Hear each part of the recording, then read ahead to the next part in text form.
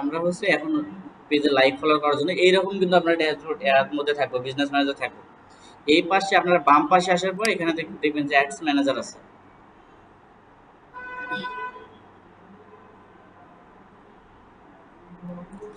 এখান থেকে যাওয়ার পর এখানে আপনারা ক্রিয়েটে যাবেন। আমার কিন্তু হচ্ছে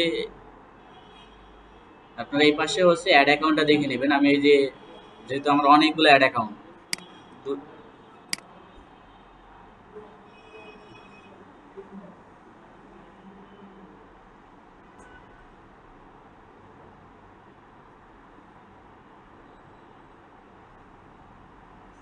দেখেন আমার কিন্তু দুইটা অ্যাড রানিং আছে।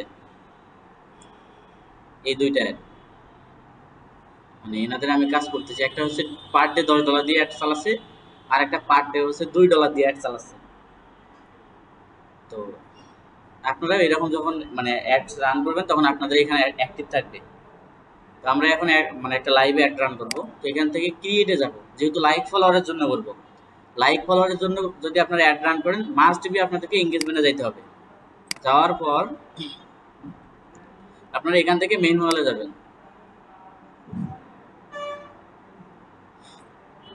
এইখান থেকে নাম দিবেন। আর একটা বিষয় আগে বলি, ফেসবুকে লাইক ফলোয়ার দুই ভাবে নেওয়া যায়।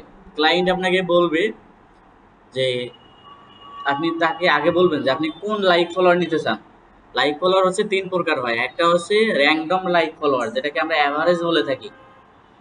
যেমন হচ্ছে সেটা যে কাবা শরীফকে ভালোবাসলে ডান পাশে লাইক দিন, বা বাংলাদেশের পতাকাকে ভালোবাসলে ডান পাশে লাইক দিন। মানে মানুষের ইমোশনালকে ব্ল্যাকমেইল করে যে লাইক ফলোয়ারটা নেওয়া হয়, এটাকে বলে র্যান্ডম এবং অ্যাভারেজ লাইক ফলোয়ার। এটা আপনার $1 1000 ফলোয়ার পর্যন্ত আসে, বা 1200 এরকম আসে।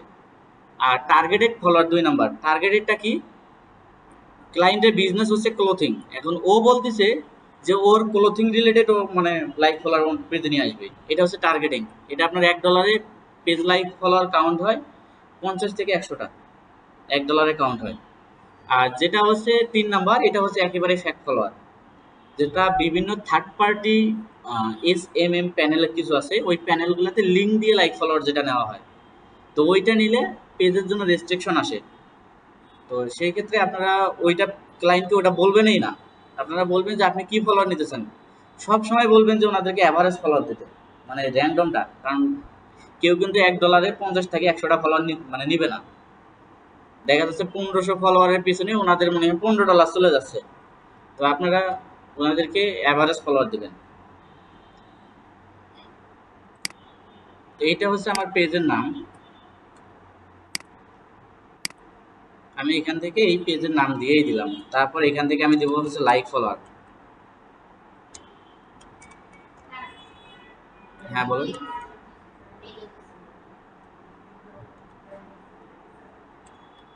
এইখান থেকে লাইক ফলোয়ার দেওয়ার পর আপনারা এখানে এক সাইডে বাজার দিবেন সবসময়। আর এই দিয়ে কিছু করার দরকার নেই, ডাইরেক্ট নেক্সটে যাবেন। আবার এখান থেকে আপনারা নাম দিবেন, ওই নামটাই দিবেন, এখানে মানে 2 দিয়ে দিবেন। এইখানে দেখেন যে কনভার্সন আছে, কনভার্সন লোকেশন কি। আপনি ক্লায়েন্টের পেজে লাইক ফলোয়ার দিবেন। তো লাইক ফলোয়ার দিতে গেলে মাস্ট বি পেজ, এখানে ফেসবুক পেজ সিলেক্ট করবেন। ফেসবুক পেজ সিলেক্ট করার পর ক্লায়েন্টের কিন্তু পেজ আসবে। এই যেখানে ফেসবুক পেজ এখানে মানে সিলেক্ট করার পর এখানে আপনার যে পারফরমেন্স যেটা গোল আছে, ঠিক আছে, এখানে অটোমেটিক আসে গেছে যে maximize number of Facebook page like. ঠিক আছে, দেখেন মানে ফেসবুক পেজ লাইকের জন্য তারা অটোমেটিক সিলেক্ট করে দিছে। এখান থেকে ক্লায়েন্টের পেজটা আপনি সিলেক্ট করবেন। তো আমাদের ক্লায়েন্টের পেজের নাম হচ্ছে এই যে এটা। ঠিক আছে, তো আমরা এখানে এটা সার্চ করব।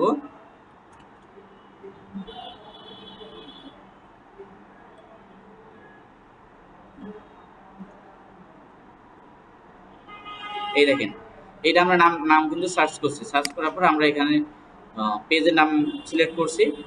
করার পর এই দিকে আর কিছু করার দরকার নেই, আপনারা বাজেট দিবেন। সবসময় এটা আপনি যদি লাইফ টাইম দেন, লাইফ টাইম দিতে পারেন, ডেলি দিলে ডেলি দিতে পারেন। তো আমি এখান থেকে ডেলি $2 দিয়ে দেবো, কারণ আমার ক্লায়েন্ট বলছে শুধুমাত্র 1000 ফলোয়ার নেবে।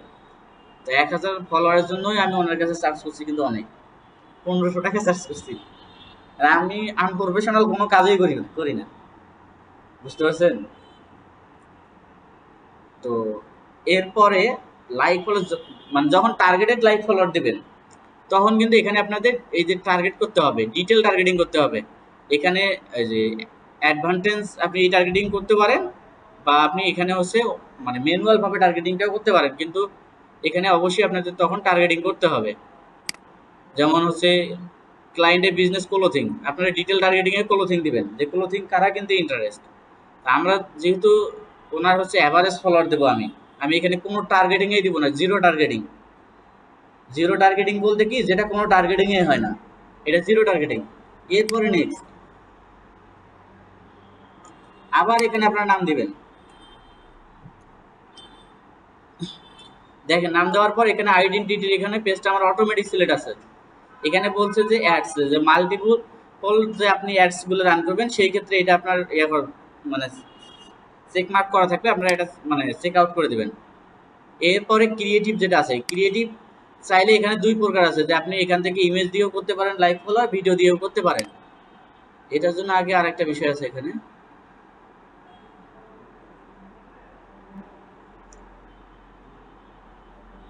সেইটা দিয়ে দিই।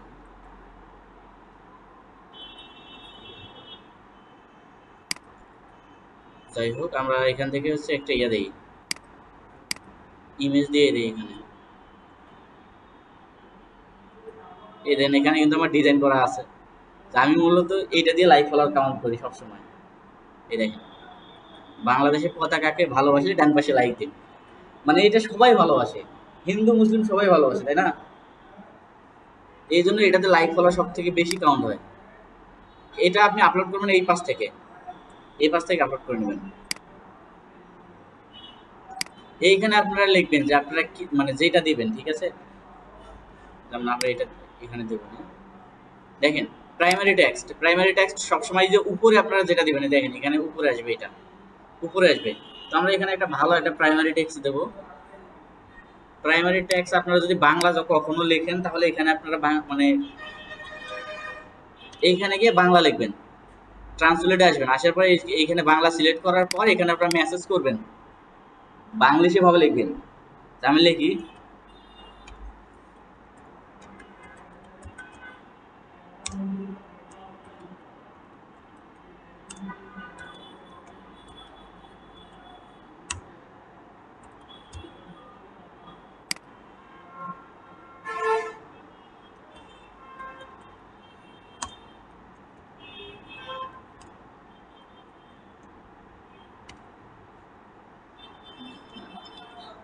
এরকম ভাবে বাংলা লিখবেন। এরপরে আমরা এখানে এটা এখানেই দেব। দেওয়ার পরে এইখানে দেখবেন যে ইমোজির মতো একটা আইকন আছে। যেহেতু আমরা লাইকের কথা বলছি, তার মানে আমরা এখানে একটা ইমোজি দিলে ভালো হয়, লাইক ইমোজি। তাহলে কিন্তু সবাই বুঝতে পারবে। দেখেন এখানে আছে যে বাংলাদেশের পতাকাকে ভালোবাসলে ডান পাশে লাইক দিন। এটা যদি আপনি প্রিভিউ করে দেখেন, এই যে দেখেন, বাংলাদেশের পতাকাকে ভালোবাসলে ডান পাশে লাইক দিন। এইখানে আবার আছে লাইক বাটন, এইখানেও লাইক বাটন, এইখানেও লাইক বাটন। মানে এটা আপনি পেজের জন্য লাইক লাইক কমেন্ট কিন্তু আপনি করতে পারতেছেন লাইক। আর পেজের জন্য কমেন্ট যখন আপনি নেবেন, বা আপনি পেজের হচ্ছে রিয়েকশন নেবেন, তখন আপনি এঙ্গেজমেন্ট ক্যাম্পেইন চালাবেন, মানে ওখান এঙ্গেজমেন্ট থেকেও হবে। তো এখান থেকে আপনারা সেভ দেবেন, এটা যখন প্রিভিউ করে দেখবেন। দেখার পর এখানে দেখেন যে আপনার ক্যাম্পেইন স্কোর থাকবে। আমার ক্যাম্পেইন স্কোর 81 আছে। এখান থেকে কিছু দরকার নেই, এখন পাবলিশ। আপনাদের কিন্তু পাবলিশ হবে না, কারণ আপনার কার্ড না অ্যাড করলে।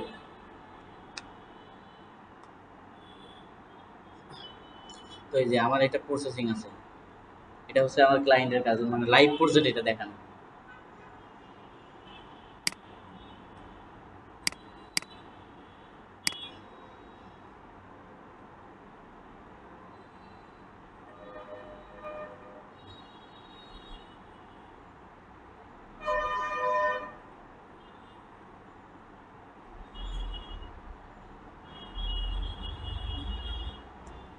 এই দেখছেন, এটা প্রসেসিং আছে। হ্যাঁ, এটা কিছুক্ষণ পর এটা রিভিউতে যাবে।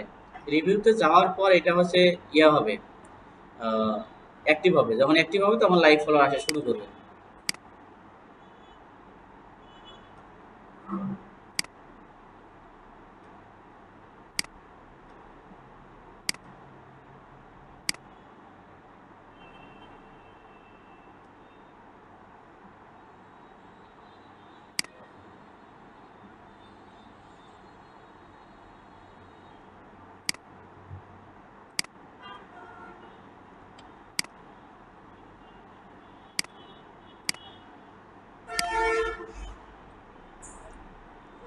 মানে নাকি স্ক্রিনশট দেবো উনি, মানে ওনার কাজটা আমি এটা মানে অপেক্ষায় রাখছি আপনাদের জন্যই, বুঝছেন?